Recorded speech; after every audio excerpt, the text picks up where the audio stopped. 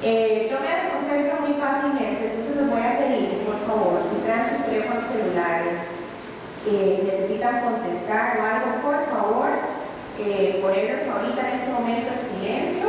Si necesitan contestar o algo, se retiren porque me desconcentro un poquito, ¿ok?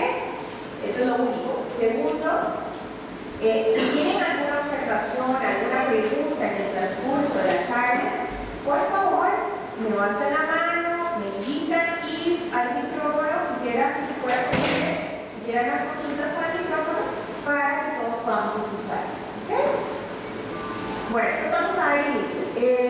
El tema, como les dije, es el manejo de influencias en endodoncia y creo como doctor endodosista que es en donde encuentro la mayor cantidad de errores a la hora de que se me refieren los pacientes. Todos los pacientes que vienen referidos de odontólogos que vienen con episodios de dolor vienen todos con analgésico antiinflamatorio y con antibiótico. No hay pérdida, o sea, todos vienen igual.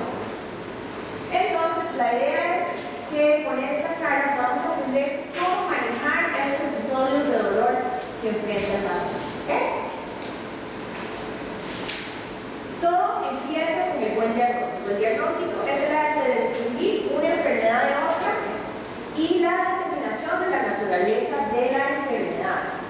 Pero también es un proceso de escucha activa, observación precisa y curiosidad genuina sobre los signos y síntomas de nuestros pacientes. Es importante escuchar al paciente. Muchas veces con solo el interrogatorio, sin haber abierto la boca del paciente, nosotros podemos saber qué es lo que pasó o la evolución de esa enfermedad.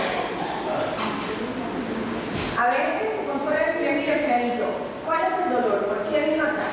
Muchas veces me dicen, no, miren, es que no puedo dormir en la noche, tengo un dolor terrible, me duele con lo frío, me duele con lo caliente, o a veces no me duele con nada, o me dolió unos días con lo frío, con lo caliente, pero ahora no soporto morder. Entonces, ¿qué puede ir pensando? Volviendo a revisar el diagnóstico de endodoncia, podemos saber, por ejemplo, que el paciente pasó con un episodio de una peritonitis irreversible, pero que probablemente sufrió una necrosis y ahora lo que tiene es una periodontitis aplicada, sin haber abierto la boca del paciente. Entonces, es importante que le dediquemos un poquitito más de tiempo al interrogatorio, a preguntarle qué es lo que le está pasando. Entonces, en cuanto al diagnóstico, vamos a saber que podemos tener dolor dental que no tiene origen odontogénico, que puede ser sistémico, referido y que puede ser producto de una percepción sensorial equivocada, producto de las fibras sensoriales de necrotrigémino y de inervación craneal y cervicales. Aquí tenemos neural de necrotrigémino, por ejemplo, o ontalgias atípicas, que son dolores que se pueden confundir con un dolor odontogénico. Por eso es súper importante que ustedes también se tomen la molestia de hacer pruebas de sensibilidad en sus pacientes, de hacer una evaluación clínica del paciente. También podemos tener dolor dental de origen realmente odontogénico y lo vamos a identificar producto de la historia dental que tiene el paciente y la historia del dolor. Debemos de ser capaces de descubrir los signos y síntomas producidos exclusivamente por inflamación pulpar, ¿cómo le va? Entonces, el diagnóstico siempre va a ser el resultado de la síntesis del conocimiento científico, de la experiencia clínica también, de la intuición y el sentido común. Ahora, vamos a ver cuáles son realmente las urgencias en endodoncia. Y vamos a ir viendo poquito a poco.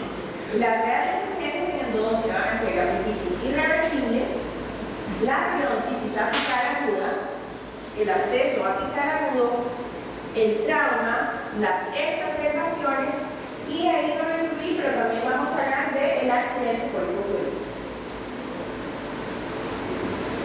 Entonces vamos a hacer un repasito de lo que es el diagnóstico y vamos a hablar de la periodontitis irreversible sintomática. Este paciente que me dice que tiene dolor a estímulos técnicos. Perdón, doctor. Irreversible o irreversible. Se me fue una vez. Sí. Pero es que se hace el que yo y no dice. Sí. Bueno, en gingivitis irreversible sintomática hay dolor a estímulos térmicos que no cesa al remover el estímulo. Es un paciente que me dice, me duele por lo frío, me duele por lo caliente. ¿Okay? Pero, a diferencia de la gingivitis irreversible, este dolor no cesa.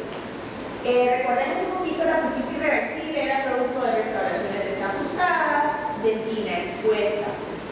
¿Okay? En este caso, en las gingivitis irreversibles muchas veces lo que tenemos son calles profundas, ¿verdad?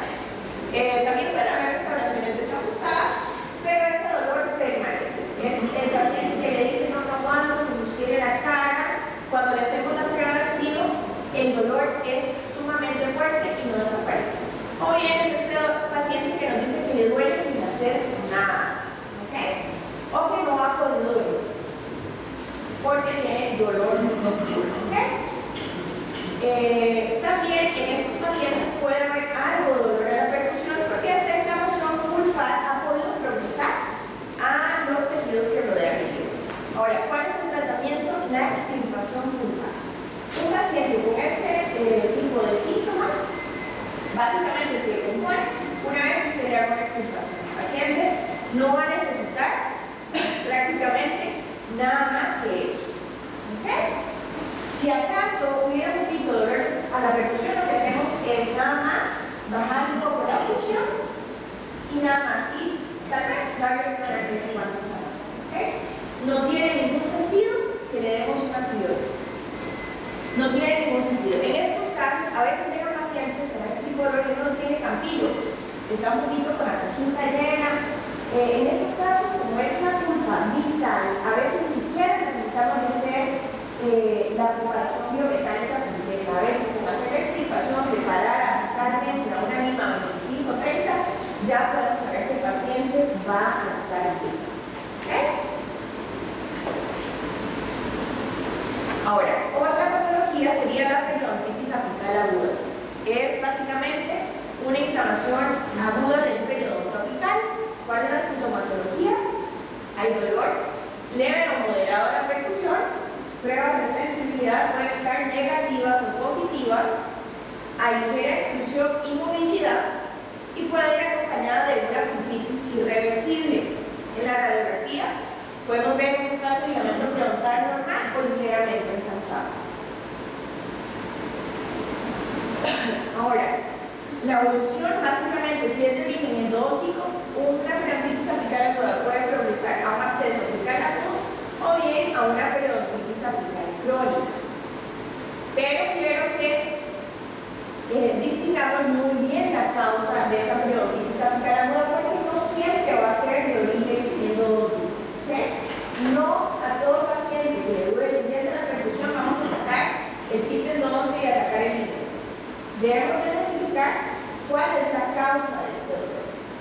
Puede ser simplemente una restauración en hiperoclusión, en cuyo caso hacemos un ajuste oclusal, podemos enviarlo a analgésico antiinflamatorio, pero no requiere un tratamiento endodóntico. Ese es el típico pacientito que le hicimos una resina o una amalgama, que quedó al tinte, que le dice, mire, no puedo mover. No tiene nada que ver con un problema pulpar. La siguiente opción sería el trauma. Vamos a valorar la necesidad de feminizar, ¿verdad? Porque hay pacientitos que se golpean un dientito y entonces quedan adolorido el dientito. Vamos a valorar la necesidad de feminizar, hacer el ajuste oclusal, podemos mandarle analgésicos antiinflamatorios, hacemos un control radiográfico y hacemos pruebas de sensibilidad. Un par de semanas después hacemos unos controles a lo largo del cual para mirar que no haya ningún cambio pulpar. También, ahora que todo el mundo tiene ortodoncia, muchas veces el paciente le dice, mire, es que no soporta tener un diente en particular o varios dientes le duele. Y entonces, nada más debemos explicarle al paciente que es un resultado esperado del movimiento dental y a veces podemos aconsejarles el dolor del músculo que tome acetaminofén, porque si le damos una analgesia antiinflamatoria, de recordar que el proceso inflamatorio es parte del movimiento dental. Entonces, podemos empezar el proceso de movimiento dental. Y por último, que sería la enfermedad pulpar, apical aguda, en donde sí en este caso vamos a encontrar pruebas de sensibilidad negativas. O alguna indicación, como les dije anteriormente, de una bronquitis irreversible, ¿verdad? El paciente tengo una bronquitis irreversible compensada que haya habido ya paso de inflamación a los tejidos que rodean el diente. En este caso vamos a hacer un acústico cruzar, vamos a hacer la apertura y la preparación biomecánica completa. Y quiero enfocar aquí completa. ¿Cuál es el problema del paciente? ¿Alguien me puede decir? Vamos a hacer un poquito más interactivo para que sea más entretenido. ¿Por qué el paciente tiene una periodontitis apical? Nadie. Tenemos una necrosis, tenemos contaminación bacteriana en el conducto. ¿Ok? Eso me está generando un proceso inflamatorio. Si yo no elimino la causa de la enfermedad, que es la contaminación bacteriana, el paciente no se va a mejorar. ¿Ok? Si yo llego y hablo y no hago la preparación biomecánica completa, lo que hago es alborotar el canal, nada más, y no le soluciona nada. Entonces, a diferencia de la bronquitis irreversible, en un diente que tiene necrosis pulpar, sí necesitamos hacer la preparación biomecánica completa. ¿Ok? Para así detener el proceso inflamatorio, detener la llegada de las células del proceso inflamatorio agudo. ¿Entendido? En la bronquitis irreversible, como no tenemos una gran contaminación bacteriana, todavía tenemos tejido vital, nos la podemos jugar y tal vez, si no nos da tiempo a hacer toda la preparación, al menos hacer una extirpación para que el paciente se mejore, y en otra oportunidad, cuando tengamos más tiempo, sí le hacemos ya la endodoncia de manera completa.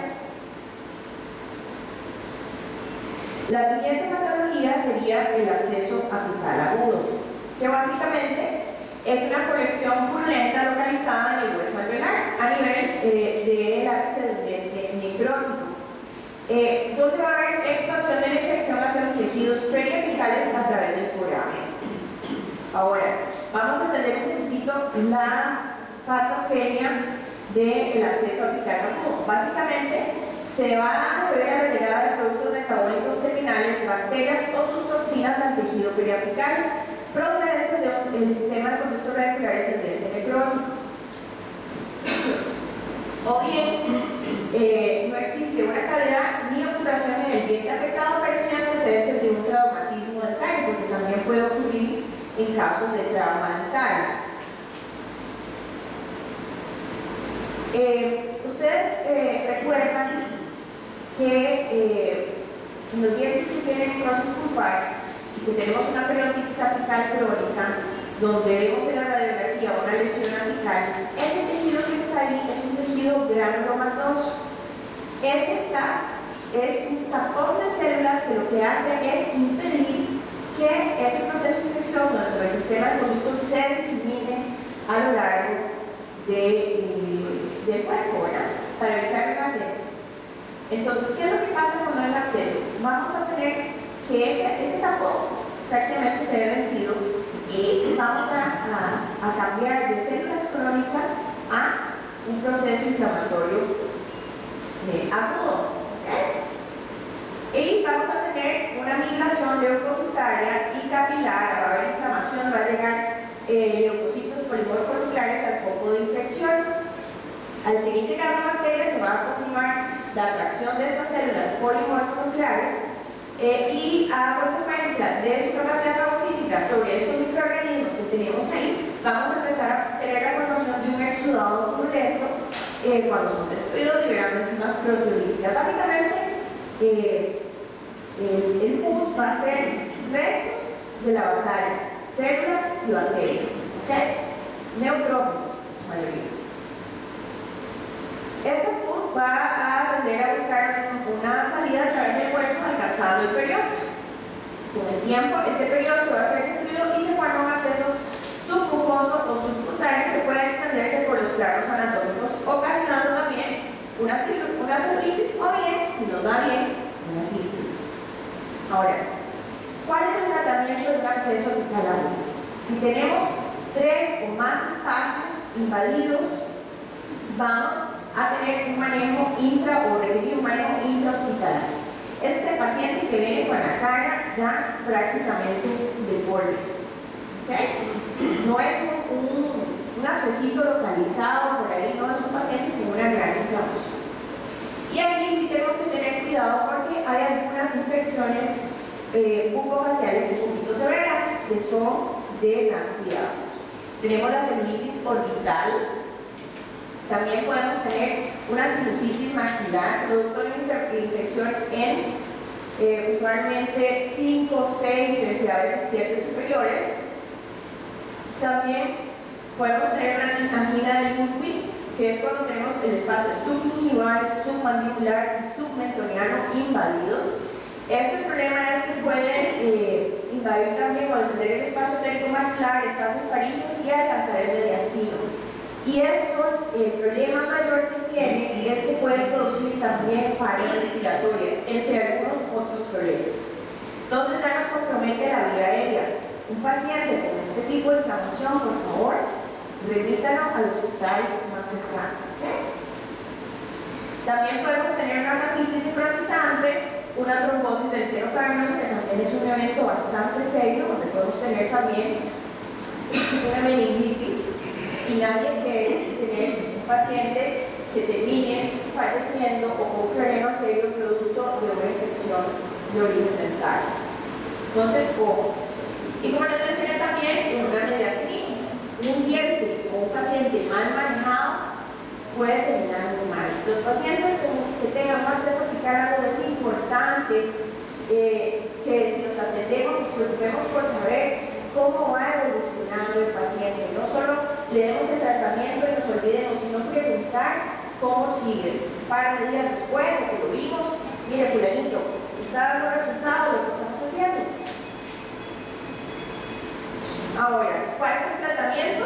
Básicamente, si tenemos dos espacios invadidos, lo que vamos a hacer es, primero, importantísimo, el drenaje, ya sea por conducto o por mucosa. Si ustedes fueran pacientes, si tienen un acceso, ¿qué preferirían? ¿Que les drene por dentro o por mucosa?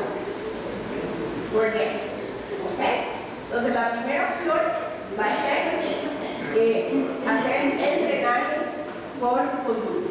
Eso significa que vamos a hacer la apertura del diente y vamos a ¿cuál es la otra?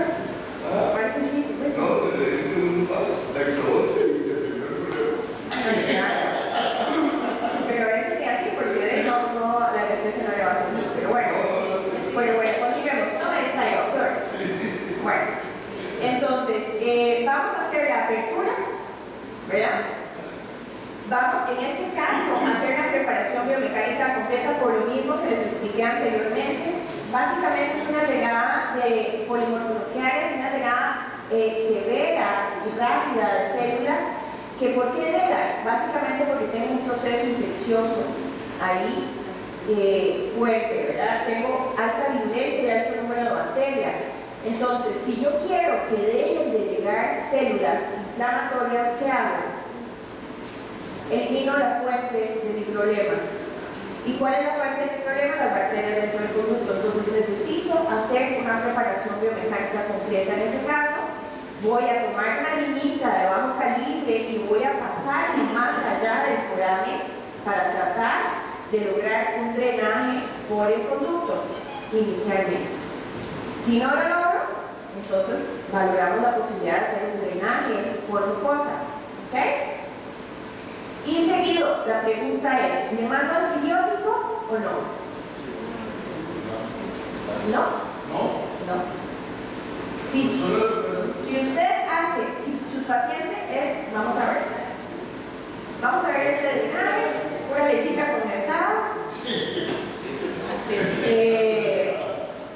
Si no logramos hacer el drenaje por conducto, hacemos el drenaje vía mucosa, ¿verdad? Vamos a esperar, lo queremos tener, ojalá un acceso maduro, fluctuante, se ve como blanquito. Hacemos la incisión y preferiblemente abrimos un poquitito con unas pinzas hemostáticas para lograr que salga todo algo así. El paciente ya con eso se va a mejorar mucho. Ahora, ¿cuándo debo utilizar un antibiótico? Lo debo utilizar cuando el paciente tiene fiebre, malestar general, linfadenopatía, ¿verdad? El paciente tiene trismus, o cuando yo veo una rápida y agresiva formación de un absceso, es decir, que el paciente no está por la vida y en cuestión de 1 o 2 horas se me echó la cara horriblemente. Cuando tengo una celulitis facial o una osteomelitis o una infección persistente o un paciente médicamente comprometido, ya sea inmunosuprimidos, SIDA, que tienen tratamiento con esteroides, un diabético no controlado, pacientes trasplantados o con fiebre reumática, en los ancianos que tienen un sistema inmune bastante débil, los niños. ¿Okay? Pero si yo tengo una tumefacción bastante localizada, yo hice mi preparación, hice mi drenaje y el paciente es médicamente sano, no hay razón por la cual usted deba mandarle un antibiótico. ¿Okay? Si su preparación biomecánica fue hecha en forma completa y su desinfección también, eso es suficiente para evitar la llegada de más virus del sistema inmune y por lo tanto evitar la formación de más pus. ¿Okay? Entonces es súper importante. ¿De acuerdo? Por lo tanto, por todas estas razones que les describo ahí, en el caso de la hepatitis irreversible no hay razón por la cual usted envíe un antibiótico. ¿Okay? No, yo no puedo comprender por qué un paciente que tiene un dolor de fiebre caliente le manda un antibiótico, no hay necesidad. Estamos creando resistencia a ese antibiótico. De paso, los antibióticos son costositos, ¿verdad? Estamos hablando que yo creo que lo más baratito es 7.000 a 15.000 colones, ¿verdad? Entonces, yo creo que de verdad que no hay necesidad de hacer eso al paciente. Y vamos, el antibiótico de elección en infecciones endodónticas siempre va a ser la amoxicilina con ácido clavulánico. Con ácido clavulánico. Si el paciente es alérgico, vamos a utilizar una clindamicina. ¿Ok? La eritromicina, el problema que tenemos es que los macrólidos no cubren un 100%. Puede ser que sí, bueno, sí va para ese tipo de infección, pero hay un porcentaje que no funciona. Y es el aciclovir, que es nuestro favorito, ¿verdad? Es muy práctico porque se toma por 5 días nada más, o es 3. Una vez al día y es súper rico y práctico para el paciente, pero desafortunadamente en algunos casos no funciona.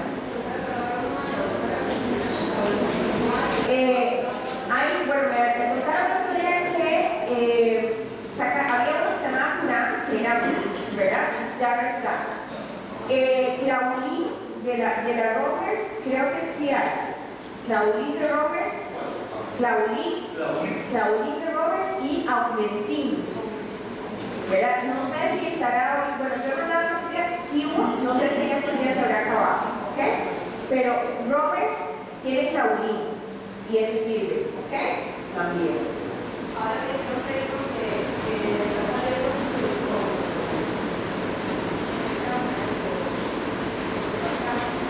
Surbatama.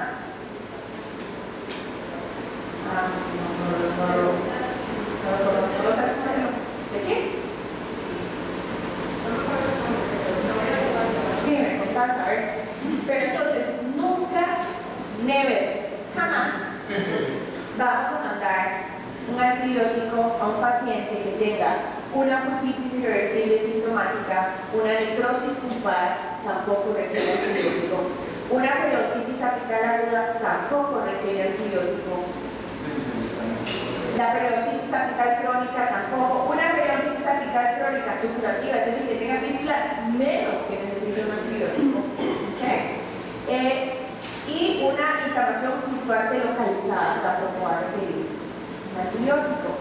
Vean y recuerden eso que les puse aquí: fiebre, malestar general, linfadenopatía, trismus. Ahora, si ustedes me dicen, ok, el paciente está iniciando un absceso y yo no tengo tiempo o no sé cómo abrir el diente, porque no sé, bajo aperturas de molares o lo que fuera, y usted ve que el diente pues sí tiene un absceso y usted no lo va a tratar, ahí yo digo, bueno, pues sí, ni modo, mandemos Pero si usted está en la capacidad de manejar el caso, yo no veo razón por la cual usted lo vaya a mandar al paciente con antibiótico. ¿Ok? ¿Alguna pregunta? ¿Estamos bien hasta acá? ¿Sí? Ahora vamos a hablar de un evento que se llama la exacerbación.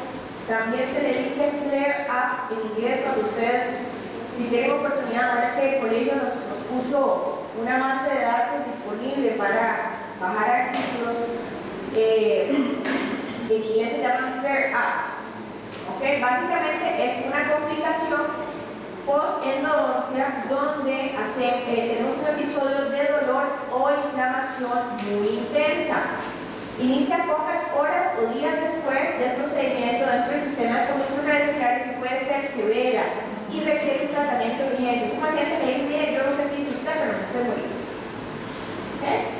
Pacientes que empezamos un año y vienen y me llaman, mire, estoy fregado. Escuchado, ya. Me falta aquí. Ahora, gracias a Dios, las exacerbaciones son raras. O sea, si tenemos una alta incidencia de exacerbaciones en nuestro consultorio, hay que preocuparse porque algo estamos haciendo mal. Afortunadamente, la incidencia es baja. Realmente andamos entre un 1.4 y un 3%. No puede decir, mire, un 2% de posibilidad de exacerbación. Todos los pacientes endodónticos, entre todos los pacientes de endodoncia, y ahora vamos a hablar de cuáles son los que más se exacerban, ¿verdad? Se ha encontrado en varios estudios que no hay diferencia de si le damos, o sea, en la aparición de exacerbaciones, si damos un antibiótico o no, o sea, que no vamos a prevenir la exacerbación dando antibióticos. Sí sabemos que se presenta más en dientes necróticos, tiene lógica, ¿no? Un diente necrótico es un diente que sabemos que está con un alto contenido de bacterias, ¿verdad? No hay relación entre hacer la endodoncia en una cita o dos citas. No hay diferencia en el número de exacerbaciones que podemos presentar en eso. Pero sí hay algunos factores de riesgo que podemos reconocer y advertir a nuestros pacientes para uno curarse en salud. Yo digo que siempre lo que uno le diga al paciente con anterioridad, el paciente lo va a tomar mejor y va a decir así, este doctor o esta doctora sí sabe, porque él o ella me dijo que esta situación podía pasar. Pero si le sucede y a usted no le dijo nada, cualquier cosa que usted le diga después va a ser una excusa. ¿Okay? Entonces vamos a ir viendo uno a uno cuáles pueden ser. Dentro de los factores de riesgo que tenemos asociados con el huésped, vamos a encontrar la presencia de dolor preoperatorio y o inflamación, el estrés del paciente, la presencia de un retratamiento, la anatomía radicular compleja, la presencia de lesiones apicales y el tamaño de la lesión apical. Vamos a ir viendo más. Ahora, en cuanto a los síntomas preoperatorios, van a tener una íntima relación debido a que el fenómeno inflamatorio que tenemos ya está instaurado. Si ustedes tienen un paciente que viene con dolor, es probable que el paciente continúe con un poco de dolor una vez que usted lo atendió. En el caso típico, un paciente con una periodontitis apical aguda. Ustedes tienen un periodonto inflamado, uno tiene que venir a hacer la preparación biomecánica, inevitablemente va uno a hacer extrusión de débil, alguito de nuestro migrante se puede salir por el foramen apical, ¿verdad? Tenemos que hacer patencia, que era pasar una lima de bajo calibre a través del foramen, ¿verdad? Vamos a ponchar un poquitito ese ligamento periodontal, vamos a producir un poquito más de inflamación, entonces es lógico que el paciente pueda tener un poquito más de inflamación los días después de que nosotros lo vemos. Entonces uno viene y le dice, mire, fulanito, usted venía con dolorcito, un poquitito de dolor al morder, yo vengo y hago algunas cositas aquí, hago un poquito de presión y hago aquí, hago la vuelo estirar, que quede maluradito el diente, es como les digo yo, y que duela un poquito, tal vez hasta un poquito más. Le hacemos un ajuste cruzal para que no muera mucho por ahí, le mandamos un analgésico antiinflamatorio y le pedimos que tenga una dieta brava. Vemos que el 80% de los pacientes que reportan un dolor preoperatorio se pueden exacerbar después de un tratamiento endodóntico.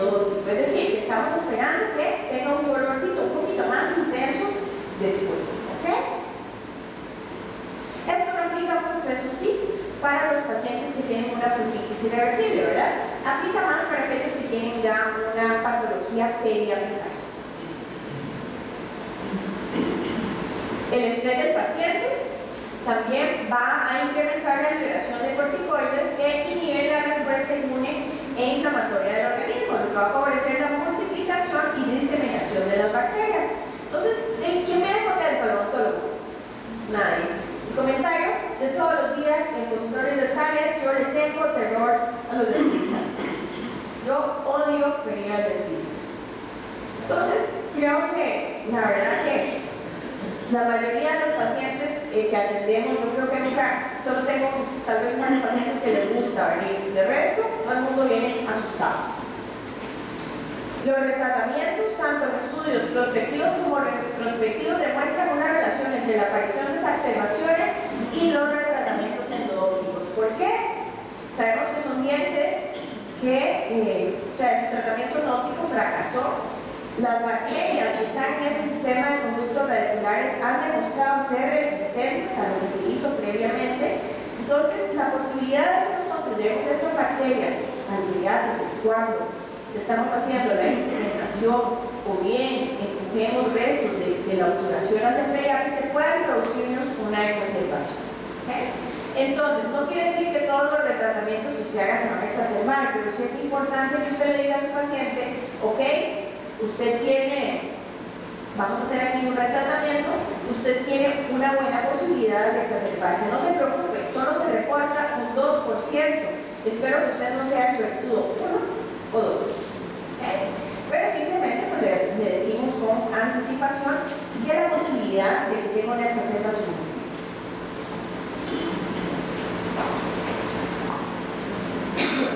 Como les mencioné, se ve más que todo relacionado con la exclusión de irritantes al periálisis de cemento, o sea, la percha, que pueden generar también reacciones a cuerpo extraño. Obviamente, ya, por favor, yo no entiendo que hacen limas de este calibre y un diente así. O sea, por favor, tratemos de evitar ese tipo de trabajo, ¿no? Uno con la radiografía preparatoria puede saber la longitud estimada de un diente. Ojo, el calibre es demasiado anchas esas limas. Recordemos que debemos de respetar la constitución. No queremos hacer este tipo de violencia dental. ¿Ok? Entonces, ojo. Violencia apical. Violencia apical, es cierto, más bonito. Sí. Ok, entonces, luego también podemos tener la anatomía radicular compleja. Nadie quiere que llegue un diente así, nadie, ni endodoncista ni nada. O a los viernes por la noche, no, qué pesadilla. Pueden estar relacionados con la aparición de exacerbaciones, ya que van a dificultar la irrigación y la preparación de los conductos radiculares, por lo que no vamos a tener una correcta desinfección del conducto. Ojo eso. Tratar de pasar este tipo de curvaturas, este tipo de anatomía es realmente bastante difícil. Hay dientes que desafortunadamente quien más le arriesga puede preparar y obturar. Entonces, cuando tengan anatomías complejas, también sepan que ahí hay que estar con respeto, ¿ok? La presencia de lesiones apicales, también hay una correlación directa con la aparición de exacerbaciones. Y lo que quiero que recuerden más de los dos tipos de problemas que más muestran exacerbación son los retratamientos, como les dije anteriormente, uno, y los segundos son esos pacientes que vienen, que ni saben que tienen un problema, están asintomáticos, nos dimos cuenta que tienen una lesión apical porque hicimos un examen radiográfico y estos pacientes han estado pura vida, ¿verdad? No han tenido nunca ningún dolor. Esos pacientes son posibles exacerbaciones y hay que mencionárselo, por favor, una vez que concluimos el tratamiento. También el tamaño de las lesiones apicales grandes, como las pequeñas, presentan el mismo riesgo de producir exacerbaciones, es decir, que no hay relación entre el tamaño de la lesión y la presencia o no de exacerbación. Ahora, vamos a ver un poquito de factores etiológicos relacionados con nosotros, con los operadores. Y es, ¿qué podemos hacer nosotros básicamente para evitar este tipo de problemas? Nosotros sabemos que cuando limamos, vamos a producir una extrusión apical de débil. ¿Okay? Inevitablemente siempre se produce. Podemos hacer cosas para evitarlo, pero va a haber alguna extrusión de débil o de incluso una sobreinstrumentación también podría producir. Vamos a generar una respuesta inflamatoria aguda, básicamente. ¿Y de qué va a depender? De la virulencia y del número de bacterias o microorganismos que extruyamos por ese periápice y también de la susceptibilidad que tengamos como huésped. Entonces, ¿qué es lo que uno quiere hacer? Es tratar de evitar extrusión de débiles. ¿Okay? Ahora, sabemos que en los conductos hay una flora mixta que cohabita. Cuando nosotros hacemos un cambio en esa microbiota endodóntica o hacemos cambios en las condiciones ambientales a través de la limpieza y la conformación, vamos a producir un desbalance en ese equilibrio que hay en esa flora. Entonces, vamos a producir esta exacerbación. Si hacemos la preparación biomecánica incompleta, la posibilidad de que se dé una exacerbación es muy alta. ¿Okay? Entonces, la indicación para evitar este tipo de problemas es que terminemos la preparación biomecánica de forma completa en dientes con necrosis pulmonar. ¿Por qué? Porque si no, lo que pasa es que lo que hacemos es un alborote del panal, como les dije hace un rato. Entonces, aunque vayamos a hacer la endodoncia en 2 sesiones, no importa, o las sesiones que sean, pero que por lo menos lo que es la preparación biomecánica, o sea, usted hace el diente y terminó la preparación. No podemos dejar preparaciones incompletas, mucho menos si son el caso, como les mencioné, de un retratamiento, ¿verdad? O bien de un diente con lesión y con necrosis pulmonar. Hay que recordar eso, yo creo que es de lo más importantito que se les puede quedar. Terminen la preparación biomecánica. ¿Okay? Ahora, también podemos tener infecciones intraradiculares secundarias que son causadas por microorganismos que no están primariamente dentro del conducto. No pertenecen a la infección primaria y pueden penetrar el sistema de conductos radiculares a través de la filtración de crecitas, ya que hay gente que tiene la mala práctica de dejar los conductos abiertos a caída oral, es una posibilidad. Que haya pérdida o fractura de la restauración temporal o definitiva, o bien pérdida de la estructura dental, se haya fracturado un pedacito del diente, o bien por rompimiento de la cadena séptica, que no nos hayamos preocupado por tener un buen aislamiento con dique de goma, no hayamos sellado las filtraciones de saliva, ¿verdad?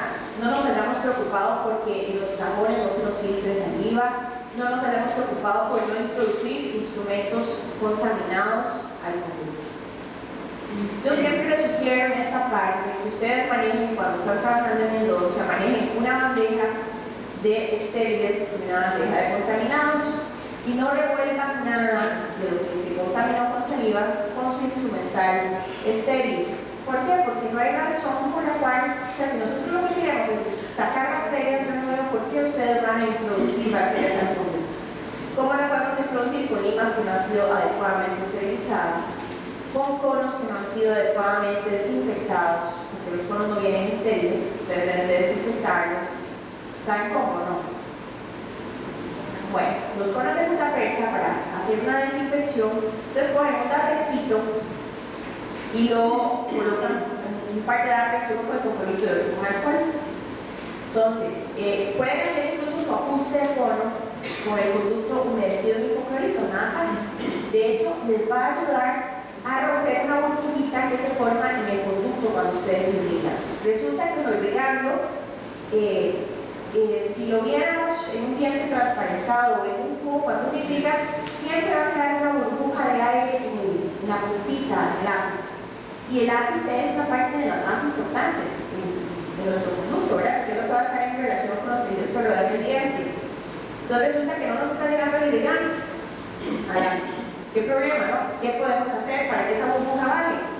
Con el forno, uno puede hacer que esa burbujita se rompa y lograr que el irrigante llegue. Incluso uno, cuando ya lo tiene bien ajustado, puede moverlo y hacer una pequeña turbulencia, y también es una forma de activar la irrigación. Podemos hacerlo así. También podemos romper esa burbuja haciendo patencia, que es una lima de 10 o 15 como máximo y pasarnos 1 milímetro máximo de nuestra longitud de trabajo. Es una forma de romper esa burbujita también. ¿Okay? Pero bueno, volvamos a cómo desinfecto el cuadro. Entonces lo pongo unos 3 minutos en el comporito y luego lo paso por el alcohol. Hagan la pruebita. Uno cuando deja el forno solo en el comporito y lo deja secarse, cuando se seca se hacen como unos cristales.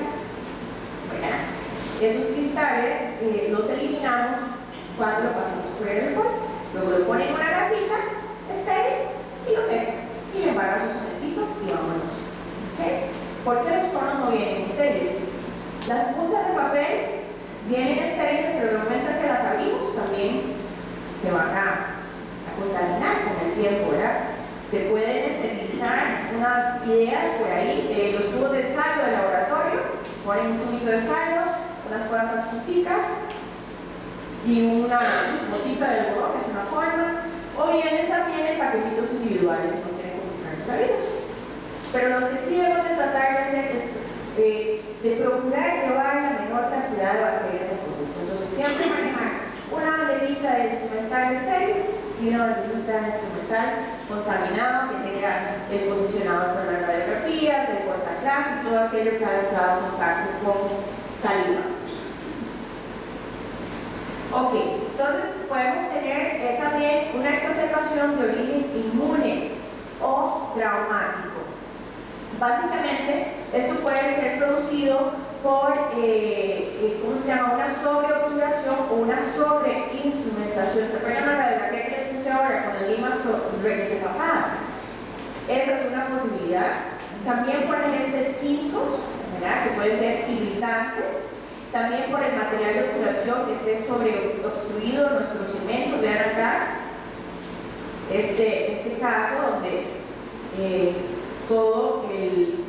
una salida masiva de material de obturación y cemento. ¿Okay? O incluso también la medicación intraconductos. Pues nosotros a veces tenemos una relación amor-odio con el hidróxido de calcio, pero yo no sé si a ustedes les ha pasado cuando colocan el hidróxido que a veces el paciente se lo coloca bien con una punta capilar que llegue bien abajo, como las que traen las líneas de Ultracal o Meta o cualquiera que use. El paciente a veces hace como, pega un brinquito porque es que hay que echarse hidróxido de calcio en un ojo para que vean que arde. Arde de verdad. Entonces eso también, si se coloca en la cotidianamente, puede pruebe para que vean. Entonces, eso arde. Ok, entonces, por favor, ojo muy bien a dónde y hasta dónde colocamos nuestra medicación también, ¿ok? Ahora, una medida preventiva para evitar este tipo de problemas es usar técnicas de instrumentación que disminuyan la exclusión de débito apicalmente. Un ejemplo puede ser hacer crown down y preensanchamiento o corona hacia abajo y preensanchamiento. ¿Están familiarizados con la técnica de corona hacia abajo? ¿Sí o no? ¿O explico mejor? Ok. La técnica de crown down o corona hacia abajo con preensanchamiento básicamente es hacer un cambio total en el abordaje del conducto. ¿Okay? La mayoría, creo, algunos más jóvenes aprendieron ya con otras técnicas, pero saben o conocen la técnica step back, ¿verdad? O telescópica, ¿sí? Donde nosotros hacíamos la apertura, íbamos directamente hacia el final, determinábamos longitud de trabajo. ¿Ok? ¿Cuál era el problema que tiene la técnica step back o telescópica. El problema es que usted empieza a preparar a aplicar y empieza a llevar toda la gama de microorganismos que ven ese conducto y puede empujarlos hacia el periápice, que es lo que dijimos que no queríamos porque nos puede producir una exacerbación. Entonces el enfoque es empezar abriendo primero arriba la parte cervical y ir preparando de coronario hacia apical. ¿Okay? Esta técnica la pueden de repente buscar por internet y leer un poquito más. Era muy útil para los conductos rectos, pero presentaba ciertos problemas con los conductos curvos, porque tendría que llevar limas muy gruesas hacia el codo de la curva y producir transportaciones. Entonces se hizo un cambio y se cogió lo mejor de la corona hacia abajo y lo mejor de la step back. Entonces apareció la técnica híbrida, que es lo que yo les recomiendo, mejor hagan ahora, que sirve para todo tipo de conductos, que es que preparamos primero haciendo un presachamiento, es decir, abrir el plexo coronario primero, luego determinamos la longitud, hacemos la preparación apical y luego unimos esas dos preparaciones. ¿Okay? ¿Cómo se hace el presachamiento? Muy fácil, se puede hacer con una presa piso, con una presa Gates, que son rotatorios convencionales al alcance de todos, ¿verdad? ¿Qué hacemos o qué debemos hacer para poder iniciar el presachamiento? Primero que todo debemos de saber que tenemos que tener un conducto permeable. ¿Qué quiere decir un conducto permeable? Que el conducto no tenga obstrucciones al paso del instrumental rotatorio. Entonces, ¿alguien recuerda cuánto medían las Gates? Longitud, lineal. Tienen 17 milímetros, ¿ok? Entonces, es importante también que yo conozca con mi radiografía inicial o con técnica paralela cuánto mide el lineal. Casi ningún diente mide 16 milímetros, algunos incisivos andan 17, tal vez, por ahí, pero la mayoría de los dientes andan por los 19, 20, 22 milímetros. ¿Ok? Entonces, sabemos que podemos introducir esa gauge con relativa seguridad a los 16 milímetros.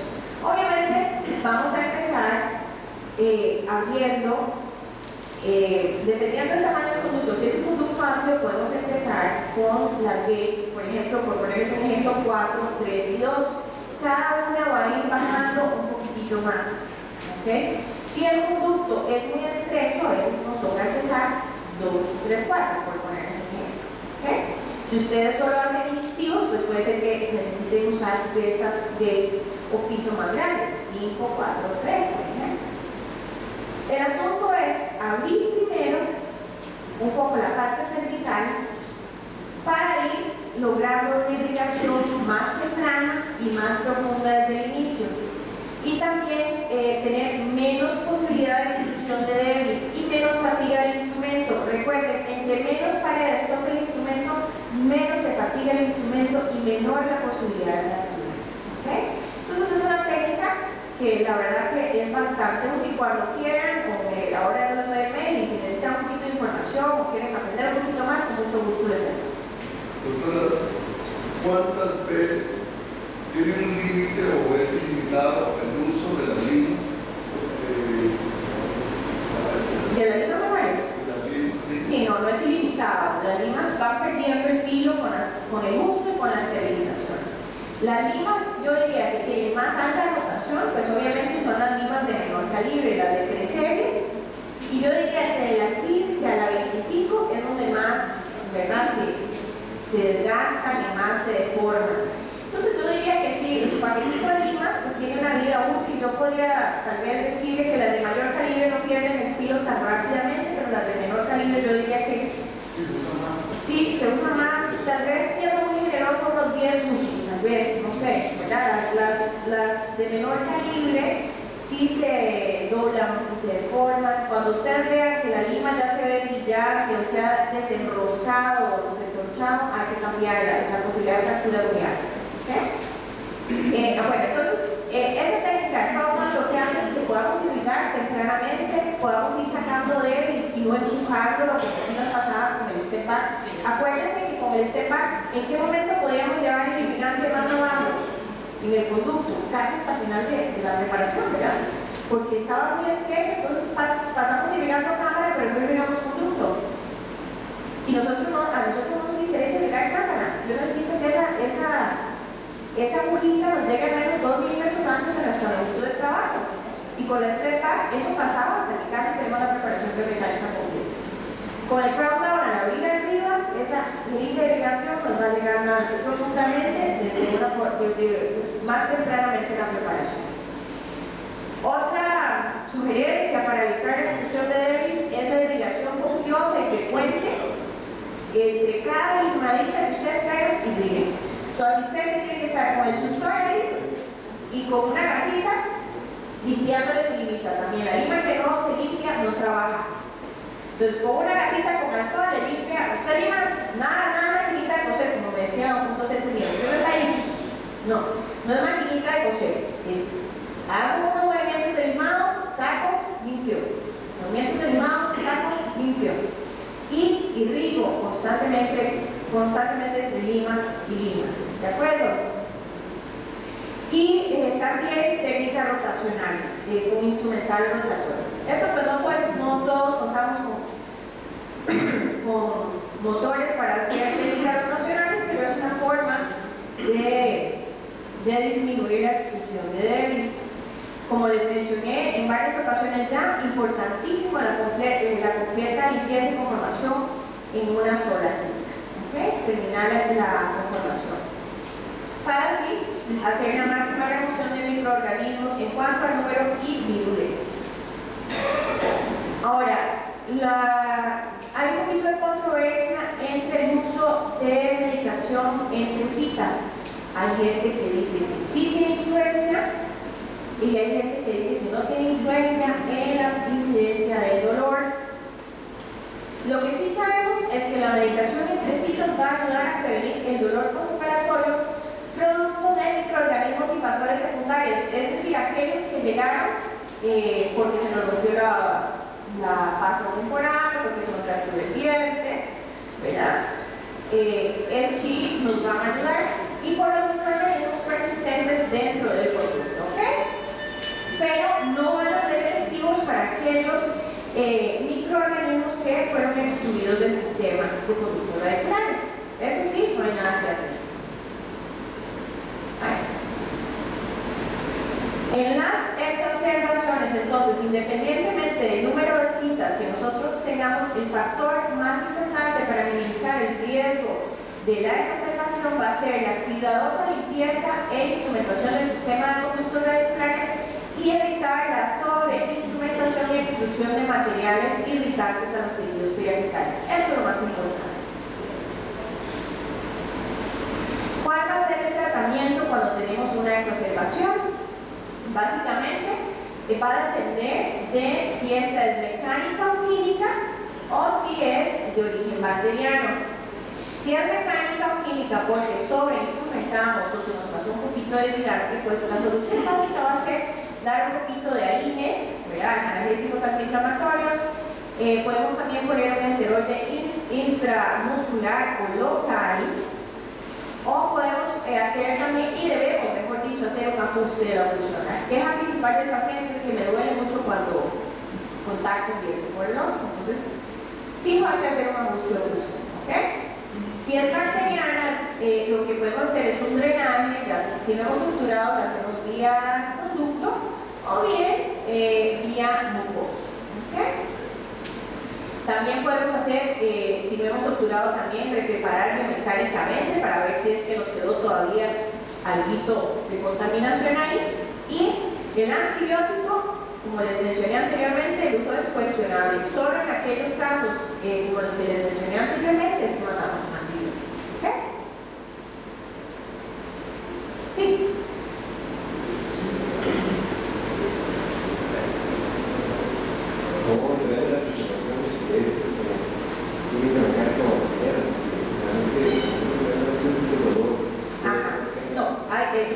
Tienes que verlo, ¿verdad?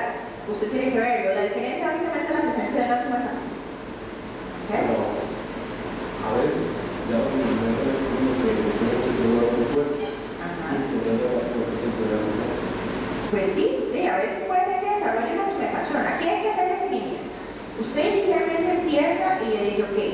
vamos a hacer un ajuste crucial y vamos a mandar un analgésico antiinflamatorio. Por favor, me comenta cómo sigue. Si se hace un abscesito o alguna cosa así, por favor me llama, porque sí es cierto, a veces llaman inmediato y el abscesito se les hizo después, claro, puede pasar, ¿verdad? Puede suceder, pero básicamente, entre una y la otra, básicamente la diferencia es la presencia de una tumefacción o no, ¿ok? Pero es importante sí que demos seguimiento al paciente, ver qué pasó, se desinflamaste, ¿no? Está mejor, se hizo una pelotita, no se hizo una pelotita, ¿cómo está? Otro de los problemas que tenemos sería el accidente con hipoclorito de sodio por contacto directo con los tejidos o por paso a los tejidos periapicales. ¿Alguien ha tenido la suerte? No, todavía. Yo tampoco, gracias a Dios. Solamente sobrepaso. Muchas veces a uno dice, le pasa un poquitillo, el paciente verá como que ahí, como que algo me molestó, pero no un accidente como tal, ¿verdad? ¿Por qué se produce esto? Por el efecto pistón. ¿Eso qué quiere decir?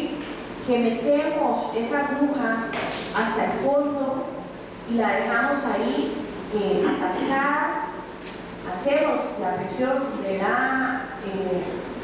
la jeringa y se nos va todo por el pegado, ¿verdad? Entonces, la causa más importante es que atasquemos la aguja, que hagamos demasiada presión, ¿verdad? Que hagamos una irrigación muy rápida, que no controlemos la profundidad de inserción. Y aquí con profundidad de inserción yo no quiero tampoco que sean tímidos y entonces empecemos a irrigar solo cámaras, ¿verdad? Porque tampoco. Lo importante es que nosotros queremos que esa agujita en algún momento nos llegue por lo menos 2 milímetros antes de la longitud de trabajo, porque sabemos que ese líquido va a bajar un poquito más. Acuérdense también de la burbujita, ¿se acuerdan? Les dije, esta burbujita de alguna manera nos protege un poquitito, pero si ustedes dejan la aguja atascada y irrigan con demasiada fuerza, la burbujita se va a romper. Entonces, cojan sus jeringas de 5 cc, no usen de esas de 10 cc, no, esas de 5 cc, con sus agujitas para irrigar en endodoncia. Estas Monoject son buenísimas de usar, pueden usar, o hay otras de las Navipip también, pueden sirven esas las marcas en el mercado. Y cogen su jeringa palmeada, no traten de evitar coger o irrigar con el dedo gordo porque de repente se les puede ir de un solo tiro. Uno tiene mayor control si cogen la jeringa y apoyan el émbolo contra la palma de la mano. ¿Okay? Es una sugerencia. Muevan la aguja, no la dejen en un solo sitio, hagan un poquito de turbulencia y la mueven en el sentido aplicar y cervical un poquitito. Usen las agujas para irrigar en endodoncia, no usen agujas de otro tipo, de otro calibre, ¿ok? Otra causa es no usar el líquido de goma, por favor, no se justifica si era endodosia sin líquido de goma, ¿verdad? Y no hacer también una apropiada historia clínica. Hay pacientes que resulta que son alérgicos al hipoclorito. Entonces, por favor, cuídense por eso. ¿Qué es lo que vamos a tener cuando tenemos una sobreirrigación o un accidente? Vamos a generar un dolor intenso, inflamación por la acción irritante del hipoclorito de sodio sobre el tejido periapical. Vamos a tener un dolor severo de 2 a 5 minutos de duración. Aquí no es como cuando uno tiene un sobrepaso que el pacientito le dice, ¡ay! No, el paciente se levanta súbitamente de la silla, se quiere arrancar todo lo que tiene puesto y tiene un dolor muy intenso. ¿Okay? Una sensación de quemadura intensa, el paciente prácticamente se inflama de forma inmediata y podemos tener una hemorragia profusa a través del conducto y un eritema hacia acá. No es una hemorragia, es un sangrerío lo que sale por ese conducto. ¿Okay? Entonces, también podemos tener equimosis. El paciente puede reportar que tiene sabor a cloro en la faringe, especialmente cuando estamos trabajando en molares superiores, premolares, porque puede haberse ido al seno maxilar. También puede reportar dificultad para respirar y contención en pacientes que son alérgicos. no es divertido. ¿Qué consecuencias podemos tener? Crismus, parestesia, formación de abscesos, ulceración de las mucosas, daño tisular severo, o sea, se ven huecos en la mucosa de hueso. ¿Okay? Finalmente, son dientes que pueden terminar perdiéndose, ¿verdad? Y podemos tener inhibición de la migración de neutrófilos, pérdida del tejido blando, disminución de la adhesión de los macrófagos, necrosis de los tejidos subcutáneos, mucosa de hueso. La toxicidad que podamos tener va a depender de la concentración del hipoclorito que estemos usando, de la respuesta del huésped, de la vía de entrada y del tiempo de contacto. ¿Cómo vamos a manejar esto? Esto sí yo creo que vale la pena tener apuntadito por ahí y de repente tener unas cuantas cositas de las que les voy a mencionar aquí en el consultorio porque uno nunca sabe el día que le toque. Primero vamos a explicar al paciente lo que sucedió y vamos a tratar de conservar la calma. Y esto es bien difícil porque el paciente está bien alterado y uno está bien asustado, pero alguien tiene que tener el control, ¿verdad? Entonces, hay que calmarse un poquito, ¿ok? Vamos a hacer el control del dolor inmediatamente. Vamos a tratar de anestesiar la zona, ¿verdad? Para disminuir el dolor. Esto también va a ayudarnos a diluir un poco el hipoclorito. Vamos a tratar de succionar el exceso de solución o diluirla. Hay unos suctores, no es que yo no represento aquí ninguna casa, pero a mí me encantan porque son unos suctores que se llaman Endovac de Ultraden y hay unas puntas que se llaman capillary tips, que son unas puntitas moradas. Esas nos sirven fabuloso para secar el producto porque uno usa 2 o 3 puntitas de papel nada más, pero esas puntas también nos pueden ayudar en este caso. Nos las mete dentro del producto y succiona, ¿ok?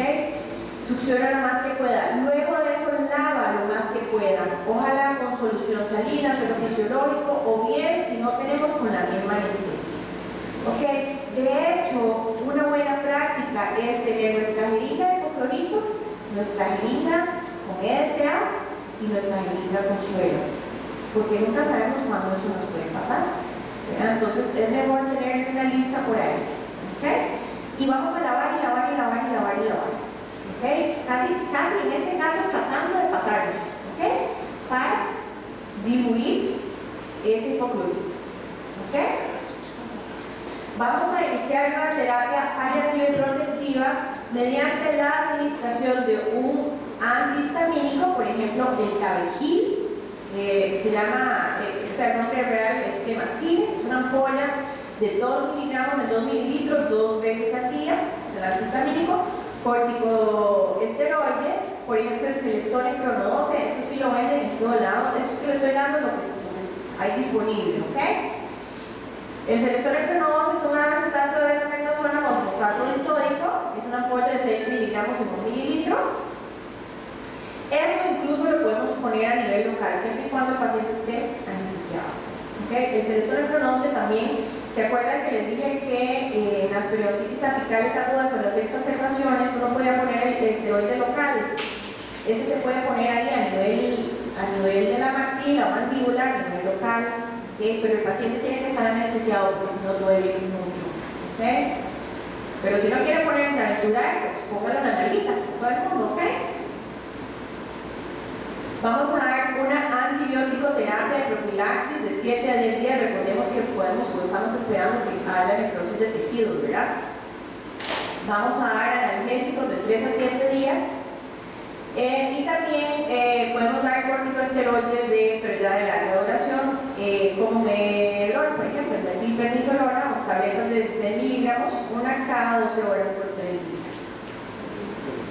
Esto es básicamente para manejar dolor, ¿ok? E inflamación.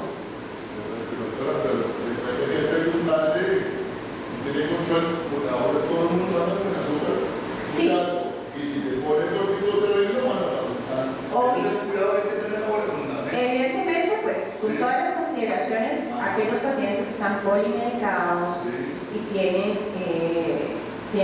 tratamientos, ¿verdad? O sea, vamos a hacer todas las preguntas, pero Este es el protocolo de manejo para este tipo de accidentes. ¿Okay?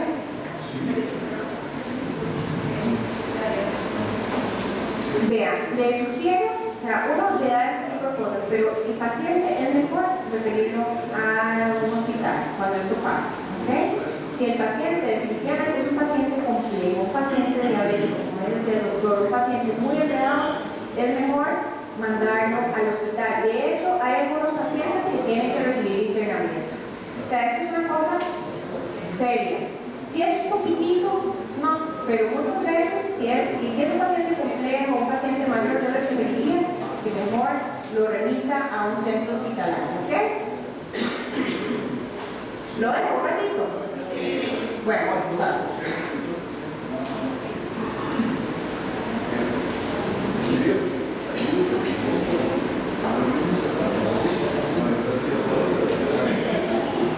Yo invito con hipoclorito de sodio al 525.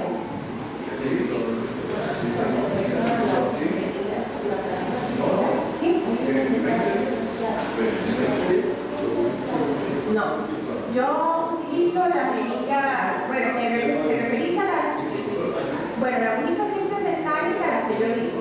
Hay unas que son clásicas, no sé si son las que se referís, que son las que yo digo, que son las capilar tips, hay unas moradas, no sé si es el caso que vos decís.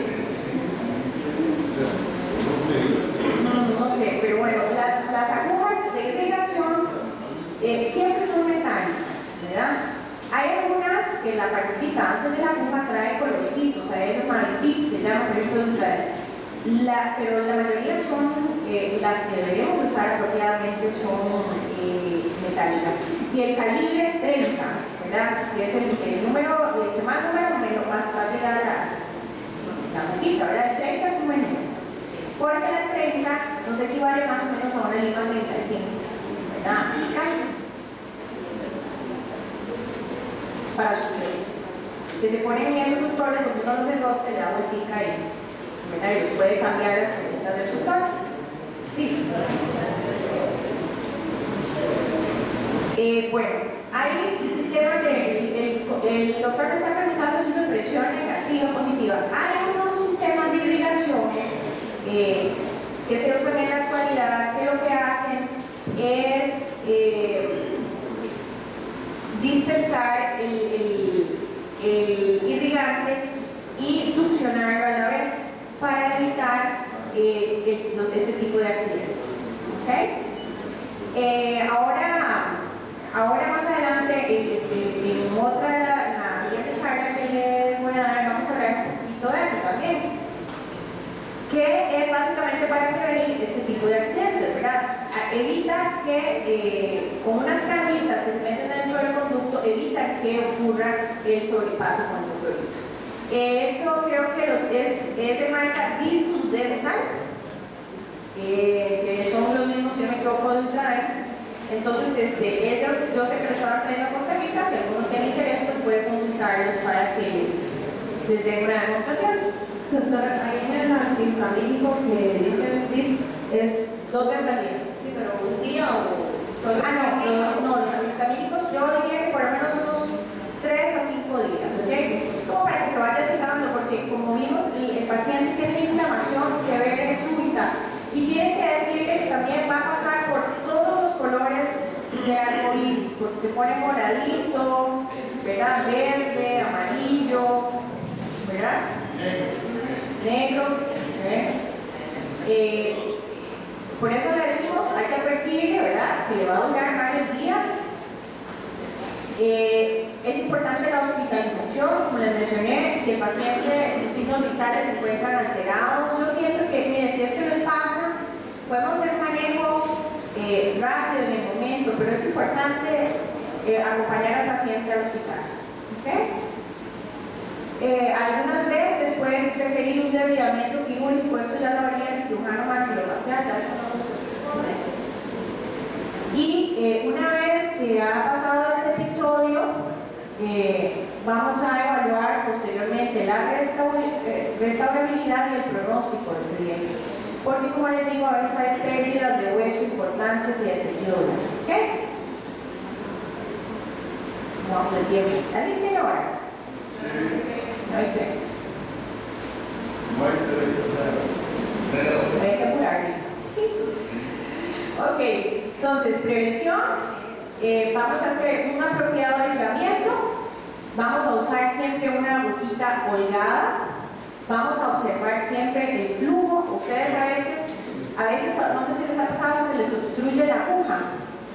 Porfa, no, si sienten que el líquido no baja, sáquenlo del conducto, no hagan la fuerza de tratar de hacerlo con la aguja metida en el conducto, por favor. Hagámoslo de forma lenta, sin hacer mucha presión. Por favor, no carguen cartuchos anestésicos con hipoclorito, porque a veces se pueden confundir, inyectamos hipoclorito inadvertidamente al paciente. Hagamos una apropiada historia clínica para saber si nuestro paciente está listo.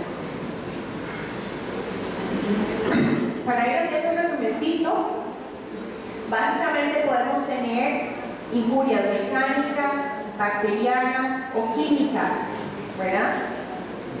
La mecánica y la química van a producirnos un daño tisular que va a producir inflamación.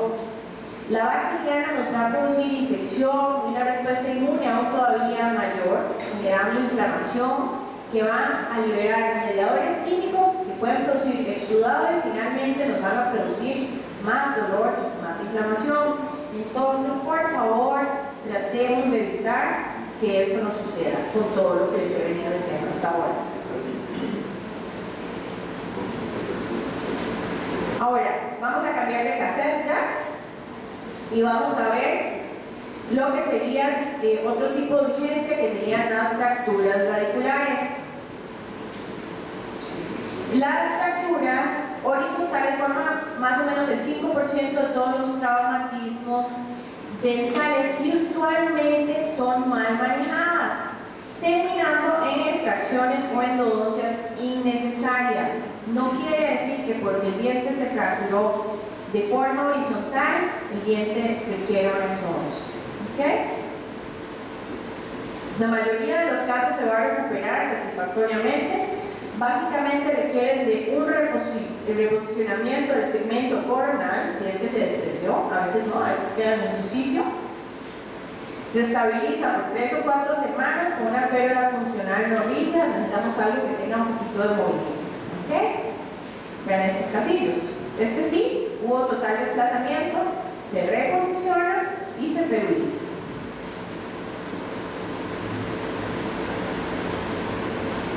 Obviamente después vamos a hacerle pruebas, no en el momento del trauma, unas 3 semanas después, por ahí, le podemos hacer pruebas de sensibilidad, una prueba activa, a ver si hay conducción nerviosa o no.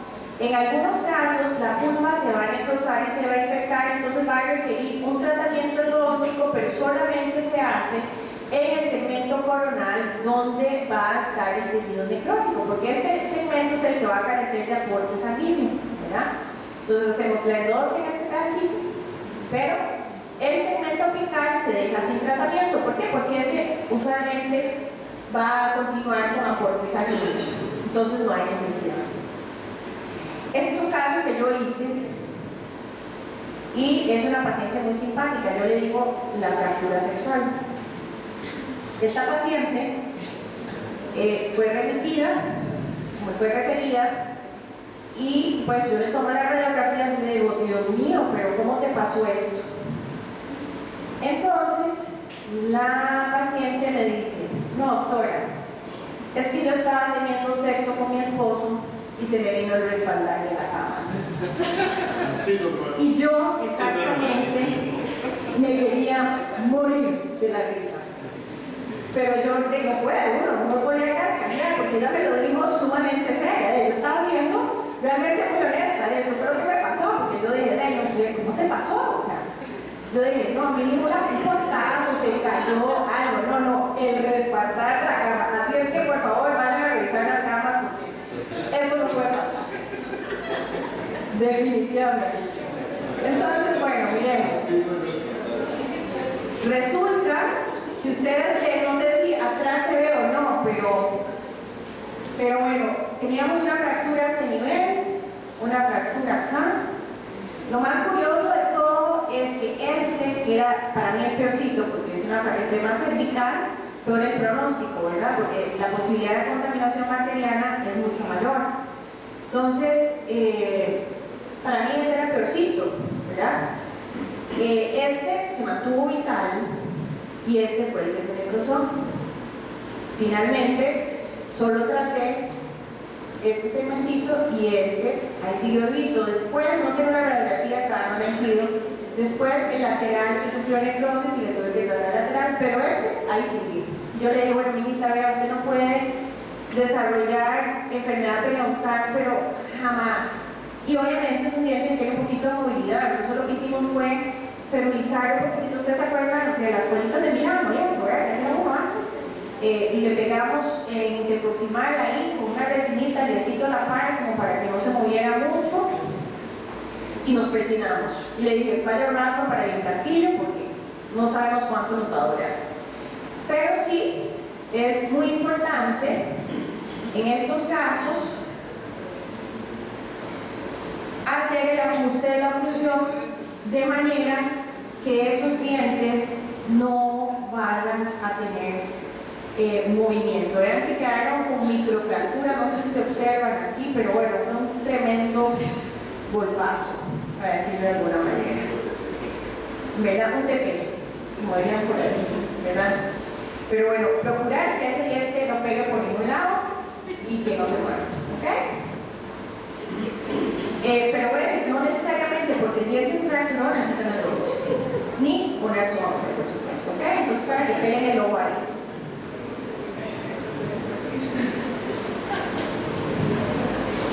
Ahora, las fracturas alveolares,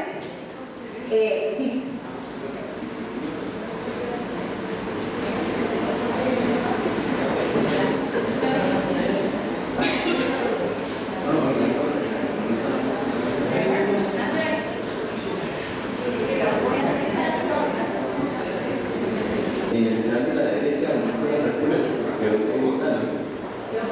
Todo vital.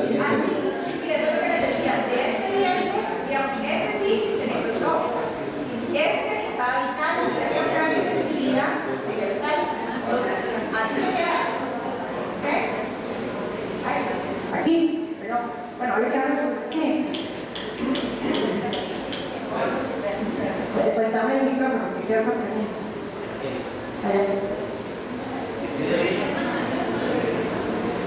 Sí, este es el cuarto. Ok. ¿Esta? No, ahí. Esta. Ahí pueden haber diferentes. Esto está recién pasadito. Ahí probablemente no había nada de cicatrización todavía. Puede formarse así, puede formarse un callo óseo ahí, puede haber continuidad de la lámina, puede desarrollar ligamento periodontal individual, ¿verdad? Obviamente si desarrolla digamos, se ve como un espacio de ligamento, esa parte se le cruza, ¿verdad? Pero hay diferentes formas de reparar esas fracturas. Esta está muy reciente y básicamente se ve un gap ahí que todavía no, ¿verdad? Pero probablemente esta, no tengo la radiografía más reciente, pero probablemente esto sigamos viendo una lámina continua en un espacio de ligamento periodontal continuo. Ahora, bueno. La instrumentación siempre va a restringirse, como te dije, al segmento coronario. Hay que determinar una buena longitud de trabajo y esos dientes, algunos se pueden curar con tapejos y pueden hacer un buen corte apical, pero la mayoría de las veces los hacemos con MTA, ¿ok? Para que no haya problema de sobrepaso de tapejos, nada por el estilo, ¿ok? Cuando decido yo que el segmento apical sin la endo, porque a veces la fractura es más apical, entonces no sé si puede hacer todo o si igual no, el segmento apical lo vamos a dejar sin tratamiento a menos que veamos evidencia de una radiolucidez apical. Porque la mayoría de las veces ese segmento apical que salga la fractura, ¿verdad? Si no hay nada microorganismos, el tejido se va a mantener vital. Por eso les decía que en el caso de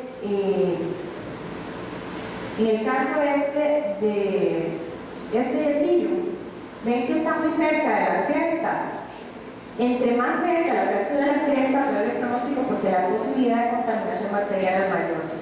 Entonces, no se preocupen, o sea, esto, si no hay llegada a bacterias, no va a haber enfermedad.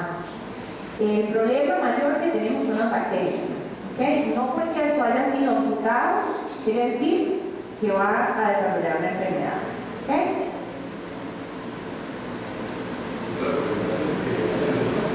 En caso de lesión apical, no. En caso, bueno, sí, hay algunos pacientes donde la separación de los segmentos no es muy grande, ¿verdad? Y uno sabe que hubo necrosis de todo porque sí es una lesión apical, entonces uno a veces puede pasar de lado a lado, o sea, a tratar de los segmentos. Si ha habido separación de los segmentos, si es un segmento muy pequeño, a lo mejor es hacer una cirugía apical y quitar el segmento. ¿Okay? ¿Alguna preguntilla más? Ok, la fractura alveolar, esto sí puede tener algunos efectos adversos sobre los dientes localizados en la línea de fractura. Aquí la gente habla mucho en bici. En bici habla mucho la gente, sí. Sí. Sí, bueno, a mí me pasaba mucho cuando yo hice servicio social, yo hice servicio social en Patás, y ahí a cada rato llegaban a la clínica de la cama pacientes con caídas y fracturas de dientes porque se caían en la bici. Entonces la mamá llevaba al chiquito en la barra y se fueron todos para el piso y rácata, ¿verdad? Entonces hay que revisar bien.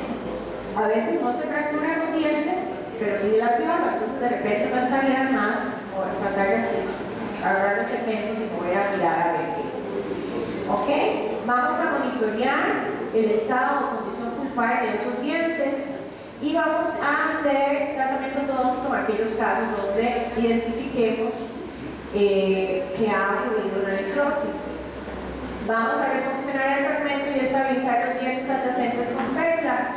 Se necesita dieta blanda por 2 semanas, cepillarse con un cepillo suave y enjuague con clorexina 2 veces al día por 1 semana y se les da seguimiento. Cuando son fracturas alveolares muy severas, pues también son de manejo intrahospitalario, ¿verdad? Aquí viene un resumencillo de cómo se maneja cada tipo de fractura. La fractura coronal no es una urgencia realmente, son cosillas que, ¿verdad? No le dan una reseñita y nada pasó. Las que nos interesan más que todo en este caso son las últimas, ¿verdad? La perla, 3-4 semanas, vamos a hacer un control clínico y radiográfico, ¿verdad? También vamos a hacer las pruebas de sensibilidad y vamos a ver signos de reparación de esa fractura, ¿verdad? Radiolar, si ha habido unos signos, si hay aparición de radiolucidez, alguna cosa que requiera que nosotros hagamos un tratamiento endodóntico, alguna señal de periodontitis apical, alguna cosa. Básicamente, hacerles un seguimiento por un año o 5 años, a veces cuesta, pero por lo menos los primeros 6 meses es importante. Otros de los caídas de vicio, patineta, también son las luxaciones extrusivas. El diente está parcialmente extruido de su alveolo y por lo tanto tiene aumentada movilidad. El problema es que vemos, esto es como esta parte aumentada, vemos que hay rompimiento del paquete vasculonervioso, hay rompimiento de fibras, ¿verdad? El del ligamento periodontal también, ¿verdad? Usualmente el diente se ve elongado con desviación lingual de la corona, el diente casi que está sostenido básicamente por la línea aquí, en el palatino, ¿verdad? Puede haber un sangrado del ligamento periodontal y un sonido amortiguado a la percusión. Así se ve más o menos en la radiografía. Vean que se ve un espacio, ¿verdad? Sangrado lingual y si lo vemos, se ve el diente como tiradito para el cual. Oye, doctora, Intruido, ahora son los intruidos también. Sí. ¿Ok? Tratamiento, básicamente, reposicionamos el semanas. Este fue un caso que me prestó un pasante de la pasantía de todos, él hacía taekwondo y le tocó aplicar la clase de trauma. Estaba haciendo taekwondo y en medio de la lucha a uno de los compañeros le dieron un mal golpe y vieron que se le excluyó un poquito este diente, entonces él lo reposicionó y lo puso ahí, hizo la visita al compañero. También podemos tener la luxación lateral, el diente se ha desplazado horizontalmente, no axialmente, o sea, el diente no se va a haber salido, ¿verdad? Está trabado en el hueso, el diente no se puede mover, usted lo quiere mover, pero en este caso sí no se mueve, ¿verdad? No está sensible al tacto y tiene un sonido metálico de la percusión, porque hace que no le está pegando contra el puro hueso, ¿verdad? Puede ir acompañado con fractura comminuta o franca del alveolo, que era comminuto, como en moronita, digamos, como pequeños centímetros. ¿Okay? Debemos de chequear la oclusión para evaluar los cambios de posición mental. Esta es una forma, como se puede ver sin espacio, ¿verdad? Si hay sangrado gingival y obviamente se ve el diente un poquito desplazado, ¿verdad? El tratamiento pues va a ser el reposicionamiento del diente. Hay que en este caso, si ven aquí el dedillo, ¿lo ven? Esto es un dedillo, si no se distingue atrás, hay que tratar de hacer un movimiento, ¿sí? ¿Verdad? Para reubicar la raíz dentro del alveolo, bajar un poquito, ¿verdad? Más allá de la fractura y luego sí ya subir. El quitador mano, exactamente. Bajamos y subimos. ¿Ok? Revisamos por 3 semanas y después de esta semana vemos un poquito de pérdida de hueso marginal aquí en estas partes que vemos en la radiografía. Agregamos otras 3 semanas de revisión para evitar un poquito más de pérdida. Eso casi nunca pasa, pues. Ténganlo en cuenta por ahí. ¿Ok? Estos dientes no los sondeamos. ¿Por qué no los sondeamos?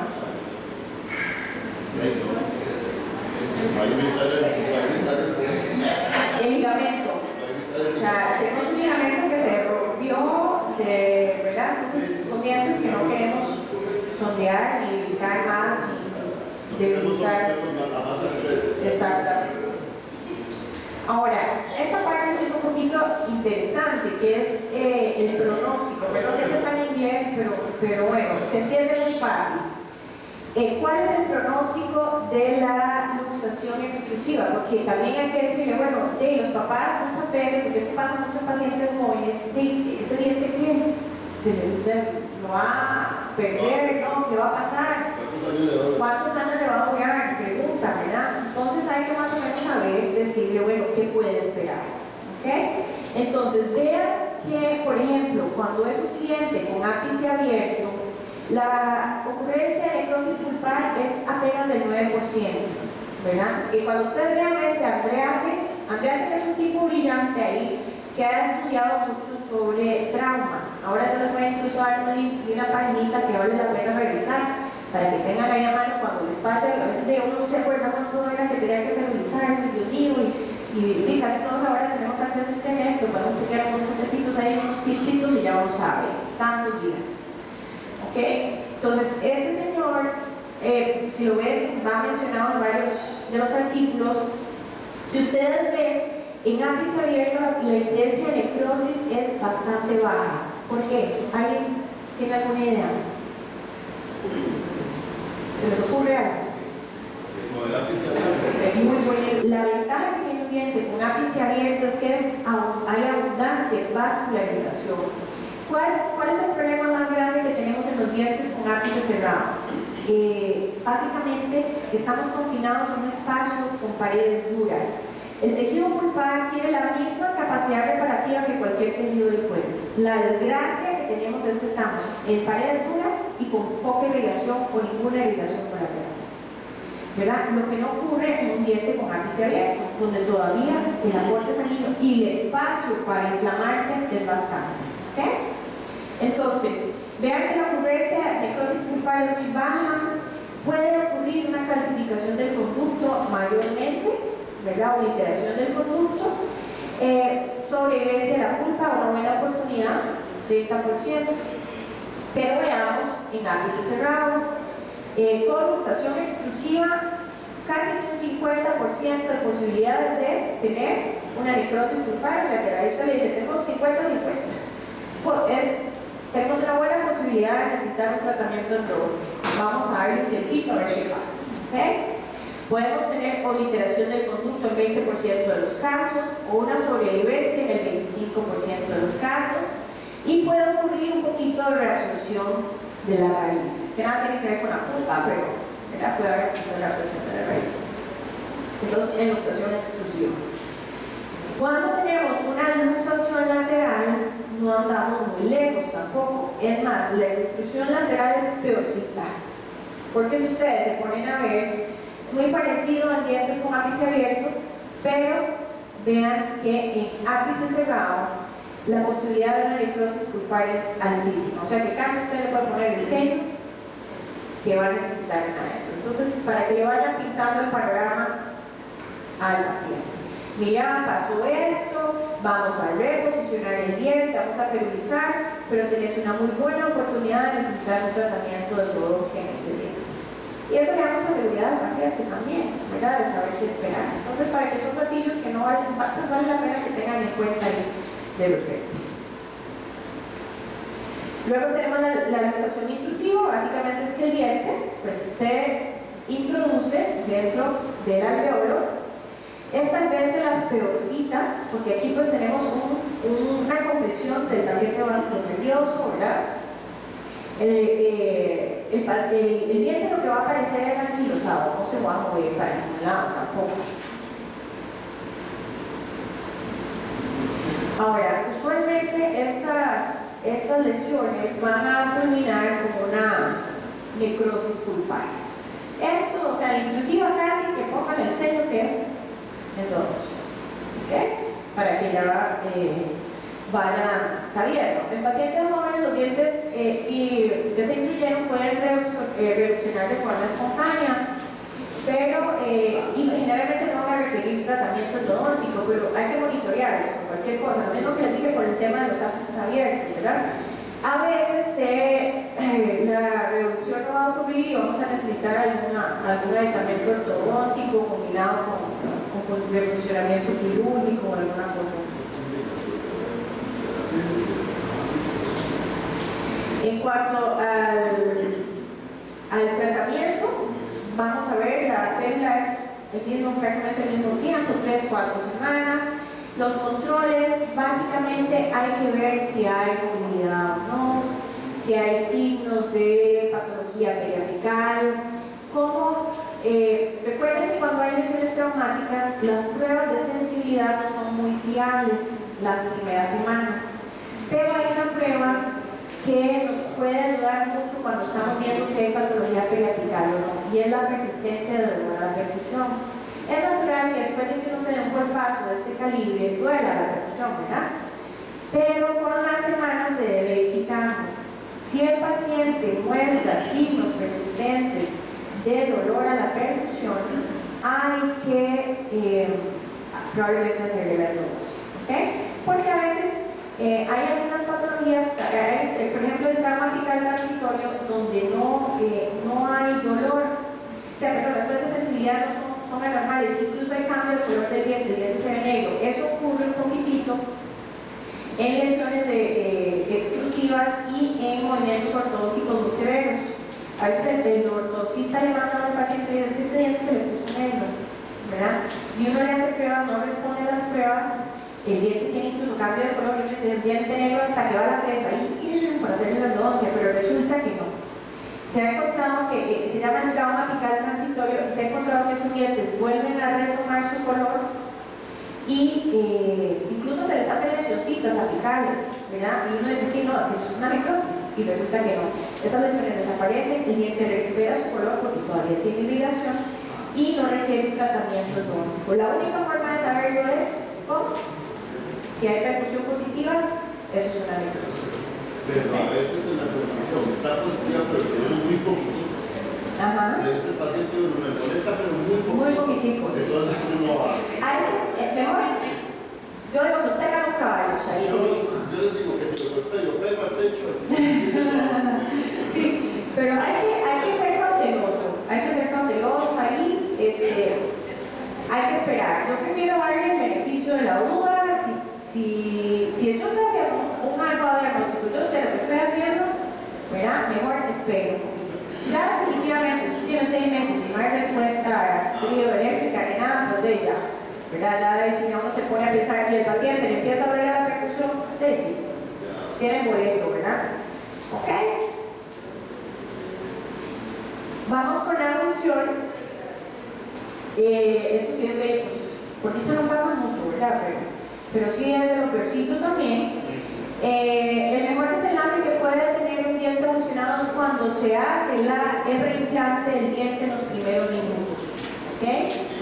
Un alto porcentaje de los dientes reimplantados durante los primeros 15 minutos van a tener un ligamento periodontal sano, restaurado en pocas semanas. Se puede colocar una pérdida funcional no rígida por espacio de 2 a 3 semanas para restablecer el soporte del ligamento periodontal. Vean que estoy hablando de ligamento periodontal, más no de tejido pulpar. Un diente erosionado siempre va a tener necrosis pulpar. ¿Okay? Va a haber que hacerle la introducción, ¿verdad? No hay milagros. No hay milagros. ¿Verdad? O sea, en estos casos no hay milagros. Estamos hablando de dientes con ápice cerrado, ¿verdad? No se espera que la pulpa sobreviva, excepto en aquellos dientes con el desarrollo, como les dije, radicular inmaduro, donde puede darse la revascularización. Debe de realizarse la endodontia de 7 a 10 días después de la reimplantación. ¿Por qué es importante hacerlo rápido? Hay un tipo de reabsorción que se llama la reabsorción inflamatoria, que es de muy rápida evolución. En 1 o 3 meses el diente se pone. Entonces, ¿cómo hacemos? Si ya sabemos que los dientes anquilosados van a sufrir un proceso reabsortivo con los años, nosotros queremos que ese sea lo más lento posible. Si la reabsorber, porque le doble el tiempo que se pueda, ¿verdad? Entonces, necesitamos hacer el endodontia lo más pronto posible para evitar tener una reabsorción inflamatoria. ¿Okay? Entonces, sí es importante hacerla 7 días después.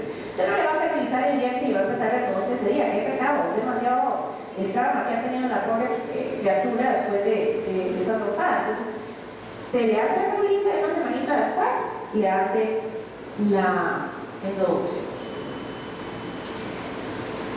15 minutos, ¿verdad? Eso no me campana.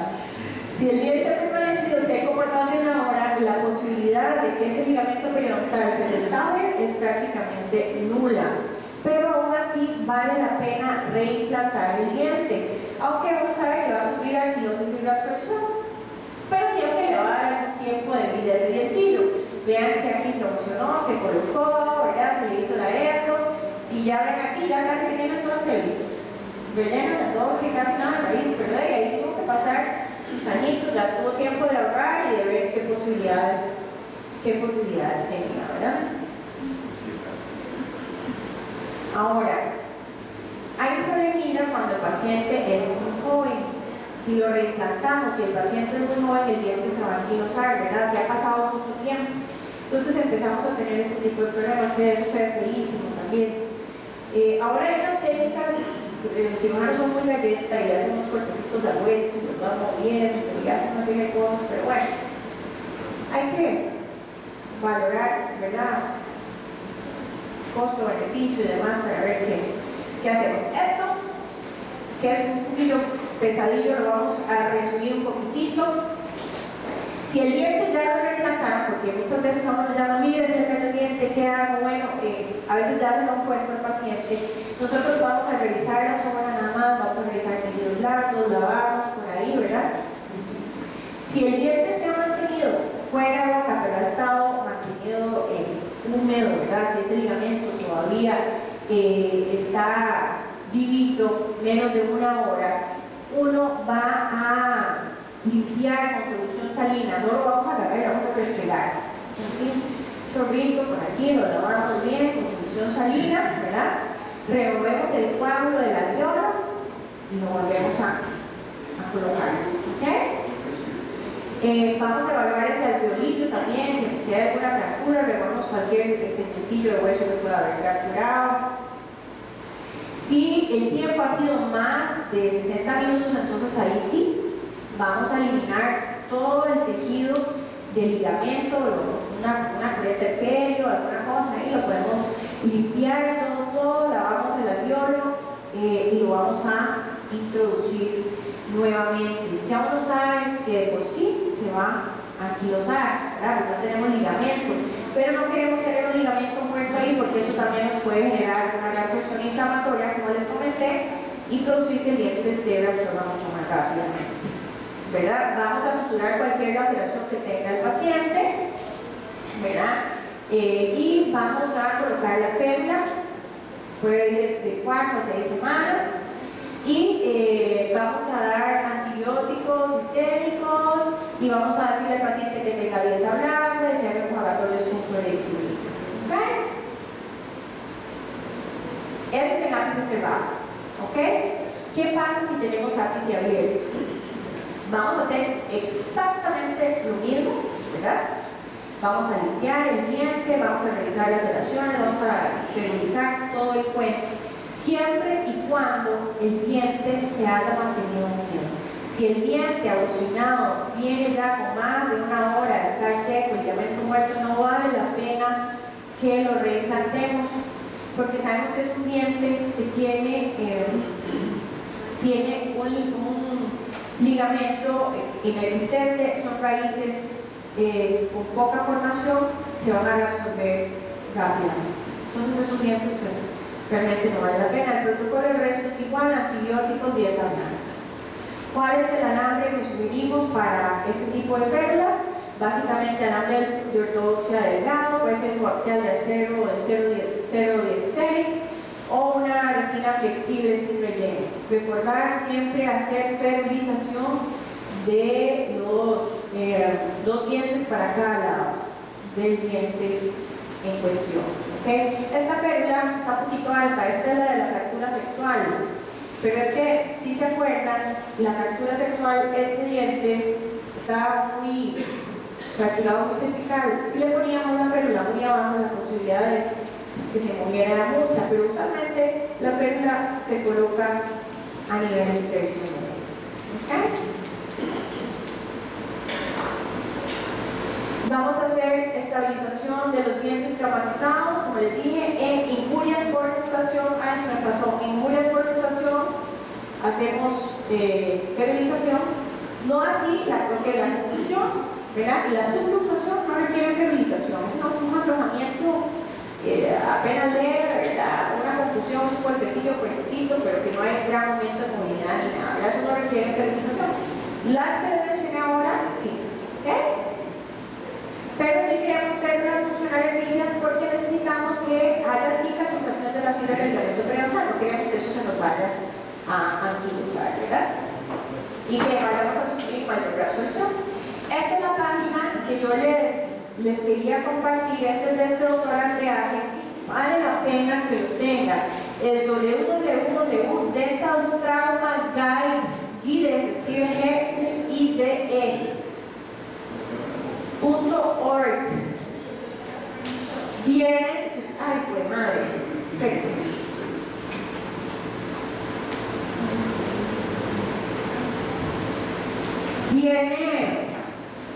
Ven que aquí están todos los tipos de lesiones traumáticas, confusión, sensación y todo. Viene la descripción, etiología, diagnóstico, tratamiento, pronóstico y referencias de artículos y cosas. Vale la pena, ahí ven que les muestra todo, cómo se ve, radiografías y todo. Entonces es una hojita, una pagina que vale la pena tener ahí para consultar. De repente si les llega un casito así y no se acuerdan de algo, altito revisan y listo. Y por último, pues mi observación es que todos los dientes son joyas preciosas, pero son joyas que queremos tener en la boca, no en collares y en aretes. Por favor, tratemos de mantener los dientes en boca. No importa los ramilados que estén, sigue siendo su diente. ¿Okay? Yo abogo por preservar la estructura dental, abogo por preservar los dientes. No sé si tienen alguna consulta, alguna pregunta, si no pues pasamos